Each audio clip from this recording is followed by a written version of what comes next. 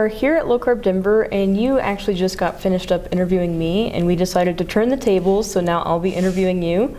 So tell me a little bit about yourself, how you came into the low-carb sphere, what you're working on. My name is Jamie Smith. I'm a researcher at the University of Cape Town. I studied and work with Professor Tim Noakes.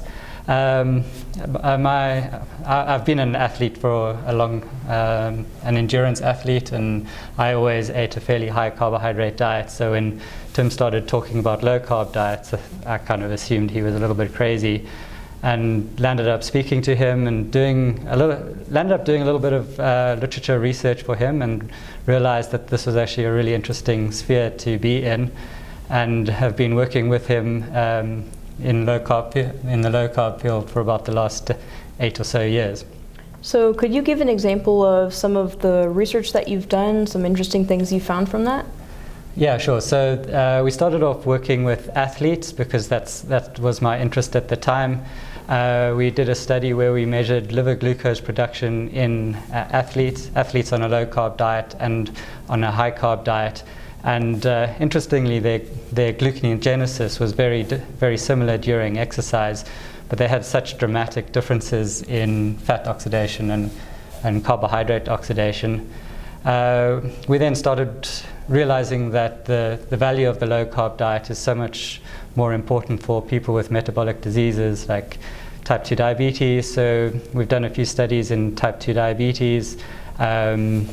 We've done some mixed methods, quantitative and qualitative studies, and just recently we're working on a really interesting or really exciting study where we're partnering with an organization called Eat Better South Africa, and what they want to do is to teach disadvantaged communities about nutrition and how to eat better for themselves on a budget. So in South Africa, these communities are rife with gangsterism and violence and alcohol and drug abuse, and there's limited access to healthcare and education. And so far, we've been doing some health tests and diet assessments and interviewing participants that have been through this program, and the short-term results are astonishing. They're reducing their blood pressure. They're reducing weight, and all their health markers are going up, and they absolutely love the program. But the challenges that they face in their communities with daily shootings in the street, it's a real challenge for them. So we're doing some follow-up studies, and we'll see how those go soon. Yeah, could you go a little bit into the difficulties that they're facing and how that may impact their diet choices, their diet education, and things like that? Have you noticed anything in particular? Yeah, sure. So the study that we've been working on most recently, it's a study in a place called Ocean View in Cape Town, and it's notorious for gangsterism and social issues, particularly drugs and violent crime. So we would go into the community and do the tests, and EBSO would do the intervention. And then at some point, it was just too unsafe for us to actually go into the community. So we landed up having to meet with them just outside of the community.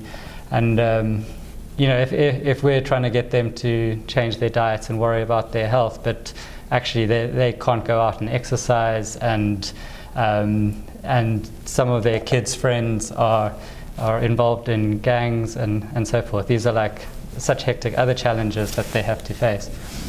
Yeah. Okay, thanks for expanding on that a bit. So do you yourself follow a low-carb diet? And if not, what do you eat? So at the moment, no, I don't. I guess my food bias is minimally processed foods, which I consider healthy. So I particularly avoid anything processed like seed oils and sugar and products. So my diet tends to be low carb, but probably more in the moderate carb area. I've experimented with very low carb ketogenic diets and even high carb diets, just in part of self-experimentation and being involved with some of our research studies. But I think what what suits me best is a moderate carbohydrate diet, and I think in some way that keeps me fairly objective because I see the value of a high carb diet as well as a low carb diet. Definitely. I can definitely see that it can be easy to fall into the pattern of thinking this works great for me, so everyone must need it. But I think it is good to have different perspectives in the community, commenting on, what works for different people, where this may be really, really well suited, whereas other people may not need it as much. Simple whole foods approach might work just as well for them. So I think that's great that you're helping to provide that a little bit. Thank you. So we're currently at Low-carb Denver here.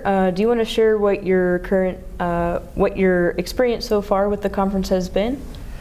Yeah, so I guess it would be hard to talk about the experience without talking about the coronavirus, because when I left Cape Town on Monday, no one was really that concerned about it, and when we arrived in Denver, like a couple of days later, basically mass gatherings they were suggesting not having mass gatherings. So for a while we were wondering whether we were actually going to have the conference. So I'm glad it went ahead and we're taking all those precautions. So that was obviously a big factor to consider. But even so, there have been some absolutely incredible talks. I've learned so much. So there's some great talks about the dangers of seed oils and sugar, which I really appreciate, coming from a avoiding processed foods stance. So yeah, and then just meeting lots of people like yourself.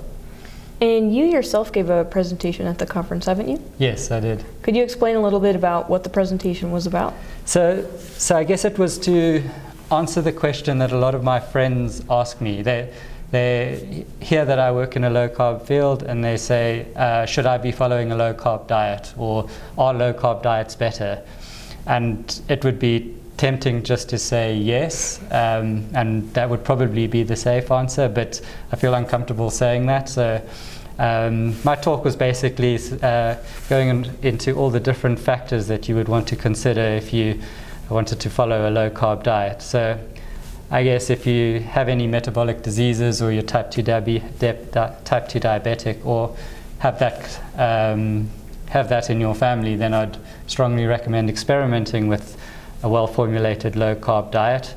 If you're a healthy person, I would suggest going for minimally processed foods, irrespective of carbohydrate intake. And you may, I don't think there's any problem going on a low-carb diet, but I think you could also get the same benefit on a higher carbohydrate diet.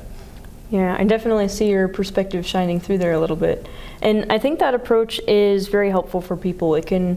It moves us past that idea of one size fits all for diet, when really you can look across the world and see many, many diets that are working for many, many different cultures, and all of them are doing well.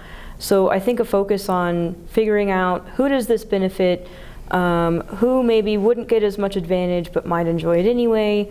Where do we suspect there might be advantages that we're not aware of yet? I know there's research looking into mood disorders and schizophrenia, all that type of stuff. And just get that little bit of perspective so people can try things on their own or with their health team, and really just focus on getting healthier regardless of which diet helps them get there. Yeah, and I also encourage people to self-experiment. So find out about the diets, do them properly, choose good quality foods within each diet, and then monitor how you're feeling for sort of a reasonable length of time. And if you don't like it, then try something else. Yeah, and I definitely agree about the point about it being a good length of time to try anything, because in some situations people can get so excited about all the different options that they have that they'll cycle through diets in the space of a couple days, and they'll be like, well, this doesn't work, I don't feel that well. But we already know that ketogenic diets do have an adaptation period, and that can be up to 6 weeks. So really focusing on how long should they be on the diet before they kind of get conclusive results on how they feel. And I know that's definitely important in research as well, because there are some studies looking at ketogenic diets where it's only 1 week, 2 weeks, and that can not be representative in some cases. Sure. Is that something you've noticed in your research as well, the length of time difference in results? I would say not so much in my research, but more in just experience anecdotally that that especially with a ketogenic or low carb diet, it does take people a few weeks to get used to the diet, to how it feels, because your body feels different. The other thing is, with self-experimenting, I would, if they do have diabetes or if they are on medication, then I'd strongly recommend that they do that experimenting with their doctor's support, because they would almost certainly have to adjust their medication. Probably if they were on insulin, they would need to reduce their insulin. So that's Definitely. the caveat. Definitely, that's something I've heard from low-carb practitioners all around, is if any of their clients are on diabetic medication, on insulin, on blood pressure medication, they have to be monitored extremely closely, especially in the beginning, because those medications may need to be changed within even a day. That is generally what I say as well to any of my friends and family. If you are diabetic, do work with your healthcare team. So I think that's important to emphasize as much as possible. I wanted to thank you for taking the time to chat with me about all your work and thoughts on all this low-carb stuff. And thanks for coming out to Low-carb Denver too. Yeah, thank you very much.